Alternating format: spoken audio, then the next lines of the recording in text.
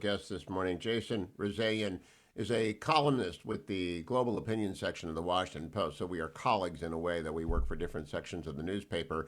But Jason has done something I've never done. He's been held by the Islamic Republic of Iran wrongly as a prisoner for nearly 2 years in their most notorious prison. And he wrote on my birthday about another American hostage held by the Islamic Republic of Iran. And I want to highlight that. Good morning, Jason. Welcome to the program. Great to have you.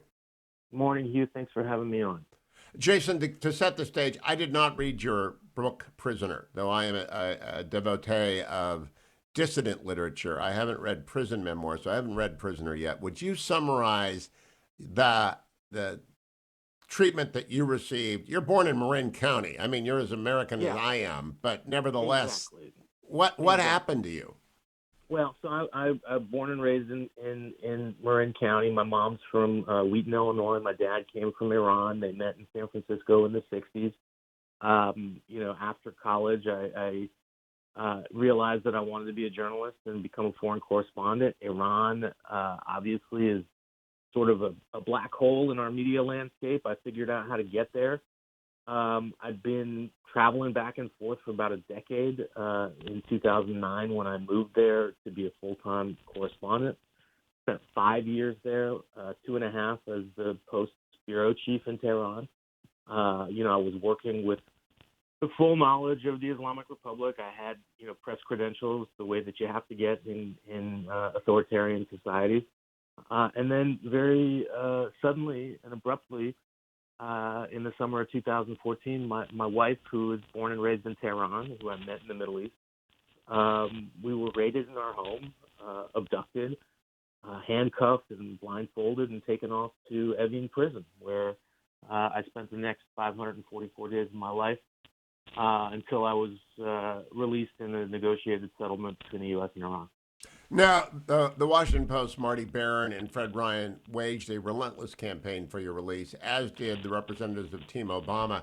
I happen to be very close friends with Robert O'Brien, the former special envoy on hostages. I know what Iran does. I know the game they play, but now they're playing it again with a new hostage that you wrote about. Tell us about Mr. Shargi, and what you Yeah, expect he is going through right now. well, I think he's going through a lot of the same things that I did. As you know, the Iranian hostage-taking machine started in 1979 with our diplomats at the embassy, and has never really stopped. After my release in 2016, several other people were picked up in the intervening years. This gentleman, Mr. Shargi, who happens to be a Washington, D.C. resident, had been living and working as an expat in the UAE for several years with his wife and two daughters. When the two daughters went off to college, they were newly empty nesters. Both Mr. Shargi and his wife were born in Tehran, still had a lot of family there, and they decided they wanted to spend a few years living in their homeland. And as repressive as Iran is, as uh, you know, as unadhering to human rights norms as the Islamic Republic is, as you can imagine, it's someone's homeland, and they have a connection to the place, and so they wanted to give it a shot, and it was fine for a while until it wasn't, and that's always the way that these cases go. Very abruptly, unceremoniously, you're raided in your home. You're presented a piece of paper that says that you're a spy. You're hauled off to prison. You're put on trial, held in incommunicado, often in solitary confinement. I spent 49 days in solitary confinement. My wife spent 72 days in solitary confinement before she was released under house arrest. So, it's a very maniacal and repetitive thing that this regime does. Um, and unfortunately, individuals like myself and Mr. Shargi become proxies for America without any diplomatic relations between the two countries. They look for assets to use as leverage, and what better, cheaper assets than human beings who the U.S. government sees as their citizens, as we are, and feels compelled to work for. Now, You Jason, I mentioned, understand but the enormous pull of Iran on the Iranian diaspora. I've got lots of Persian friends in Southern California and throughout the country, and have had for a long time, and they all want to go back. And in fact, there's a lot of popular culture and film that comes out of Tehran that makes it look like semi-normal place. But aren't they all gambling that the IRGC is just going to need, be a couple of poker chips short some month when they're dealing with the United States and they round up whoever's got a dual passport? Yeah, they are. And for years and years, I made the calculation that working transparently and as a correspondent for one of the main media brands in the world, that I had some level of safety. And when they took me, it was just about the most audacious thing that they had Yes. done yet. And so I think after my case, a lot of people were much more cautious about going. But there's still tens of thousands of people right down there in Southern California who get on a plane every month and go back home. And, I think there are folks in the administration right now talking about whether or not we need to enforce some kind of ban on travel to Iran for U.S. citizens. I don't know if that's in the offing, and I'm always reluctant to endorse that sort of thing. But I think that the warnings against going should be really clear, and a lot of people don't really know what they're getting themselves into. And unfortunately, there's this perception perpetuated by the propaganda machine and often perpetuated by the ways that we present these stories in our own media, that there is some credibility, some reason that this person has been picked up, that the person has somehow raised the eyebrows of the Islamic Republic, of the Revolutionary Guard, and created a situation for themselves. I can tell you from experience that we should consider these people innocent until proven guilty. Not one of the dozens of cases that I've followed over the last several years has amounted to anything. It's always the same thing of a dual national being held, denied consular access, denied due process, denied very basic human rights, until the responsible democratic government that they have a second citizenship to steps in and works for their release. And even then, it doesn't work. I know Secretary Kerry and I talked about this. He worked around the clock to free, at the conclusion of the first JCPOA, a couple of Americans held wrongfully by Iran, and they reneged. The IRGC just cheated.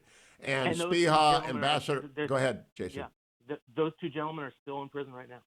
And so they had a deal, and they're still there. So the IRGC is not someone you want to negotiate with. Ambassador O'Brien told me it was the most maddening country, more than any other country, to deal with.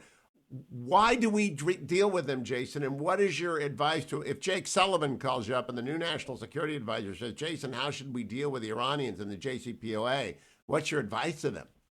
Well, look, I mean, I think that short of taking military action against Iran, which I don't think that we should be thinking about at the moment, I think you have to engage in some kind of diplomacy, but very tough-minded diplomacy. And as we saw over the last few days, Iran's supreme leader scoffed at offers of the U.S. coming to the table. These guys are master poker players, and they're going to feign contempt no matter what the U.S. says or does. At the end of the day, they need to deal with us much more than we need to deal with them. And I think that that's the position of strength that we should be playing. At the same time, Hugh, as an Iranian American, as someone with deep ties with that country, the relentless sanctions campaign that we've placed on that country for years and years has destroyed the livelihoods of millions of people. So I think we have to come up with a new tool, a new set of tools that targets the regime officials, makes their lives more difficult, without necessarily punishing the citizens of that country who are guilty of nothing else than being born there. And they don't like the regime. I wish that such a stiletto existed. I don't know that it does. But Jason, tell me what the average American can do to help out Mr. Shargi and the other, I don't know how many there are. There are a number of Iranian Americans who are held hostage by the IRGC and the Ayatollah Khamenei and his minions. I don't believe in the moderates versus the conservatives nonsense at all. It's all one regime. What can people do, and what encouraged you when you were in prison? Well, I think people can speak out, and that's why I've made it sort of a personal crusade since I was released 5 years ago to shine a spotlight on any one of these cases that I can. And obviously, it's always a sensitive thing. You need the family's permission before you can go out there and amplify their plight. But you know, raise the awareness, assume that anybody that's being held by this regime is innocent, and speak to your representatives. I mean, you know, there were a lot of members of Congress who went to bat for me because friends of mine, colleagues of mine, people I'd gone to high school or college with, reached out and said, "Hey, I know Jason. Jason is not a spy. Jason's a good guy, and he needs to come home." And I think at the end of the day, it is making it loud and clear to the U.S. government, whoever's in the administration at the time, that the fellow Americans suffering on the other side of the world, and it's our duty, moral responsibility. You know, it's enshrined in all of our most important founding documents. You know, the life, liberty, and the pursuit of happiness. It's all right there, right? And you know, we all deserve that, even if we are being held by repressive regimes that that hate everything about what we represent. You know, the I don't know who President Biden has appointed as his special presidential envoy on hostage affairs. The SPIHA is a job at the State Department. Ambassador O'Brien held it before he became National Security Advisor. They're always well-intentioned people. But do any of their activities find their way to the person who's sitting in that awful prison? I mean, did word get to you in any way that people were rallying for you? And will word get to Mr. Shargi that you've written this column? I know the Iranians read it. That's the one good thing, is that Khamenei reads it. Yeah, well, I'll tell you. I want to say that the current envoy is a gentleman named Roger Carstens, who had replaced Robert O'Brien. And you know, he's one of the few Trump holdovers in the administration. I had written a column about him in January, arguing that Biden should keep him on, and he did. I don't know if I can take any credit for that, but I'm glad that it happened, because he's a dedicated former Green Beret who knows this issue as well as anybody. Robert also is a dear friend. I'll tell you, those efforts did make it to me, not exactly as to what was going on behind the scenes. I mean, you know, Brett McGurk, who was Yes. Obama's envoy on ISIS, was engaged in secret negotiations for me and three other Americans for 14 months. And it culminated in my release in January 2016. I had no idea about that, but what I did know from my wife and from my guards and from my interrogators was that, one, the Washington Post was relentless. Two, my big brother was an incredible force for me.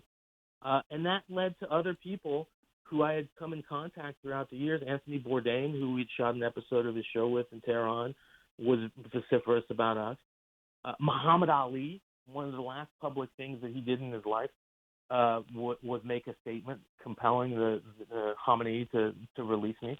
And Hugh, you add all of those things together, and it still took a year and a half. Well, Jason, so you got to raise that. I am glad to have you. I appreciate your writing this piece. We will continue to keep. Montel Williams is relentless on this, and the guys held in Russia, and we will continue to be relentless. I hope you will too, and we'll post this over at HughHewitt.com. Jason Rezaian, thank you for joining me, and prayers for Mr. Shargi and his family, and I'll be right back. Thank you, Jason. Thank you, Hugh.